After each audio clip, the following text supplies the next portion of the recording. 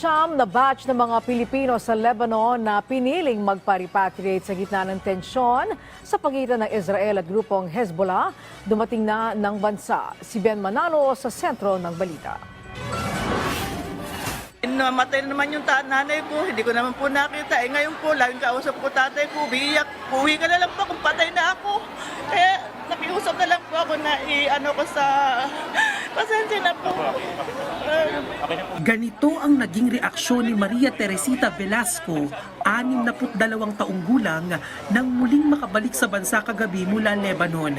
17 taong nagtrabaho sa Lebanon si Maria Teresita bilang isang domestic helper. Pero dahil sa lumalalang tensyon doon, nagdesisyon siya na umuwi na lang sa Pilipinas. Isa lamang si Maria Teresita sa 8 overseas Filipino workers na inilikas mula sa Lebanon na dumating sa NAIA Terminal 3 kagabi. Ito na ang ika-9 na batch ng mga Pilipinong umuwi sa bansa mula Lebanon dahil sa tumitinding kaguluhan doon. Kahit ako po natakot, bigla na lang kung biglang sumasabog na gano'n po eh. Nervyos po dahil nag-aantay po ang tatay ko pa po, mga anak ko. Ipinipilit nga po ako umuwi, wala nga pong paraan para umuwi kaya humingi po ako ng tulong dito sa pamahalaan.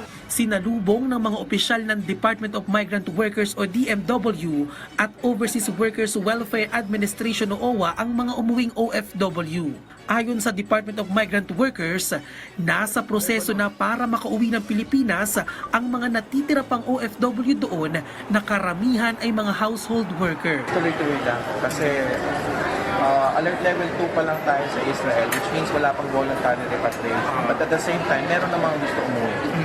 Mga agam-agam sila, finish contract, at the same time finish contract, o panahon na lang pag-avail nila ng vacation leave, tiyempo. So, tulungan na natin sila makauwi.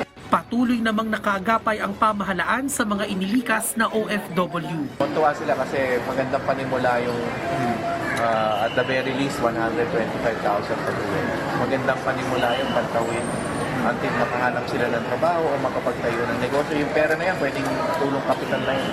Ayon sa DMW, sa kabuuan, nasa 36 na mga Pinoy na ang inilikas mula Lebanon. Inaasahang darating naman ngayong araw ang 42 Pinoy na inilikas mula sa Israel. Bien Manalo para sa Bayan.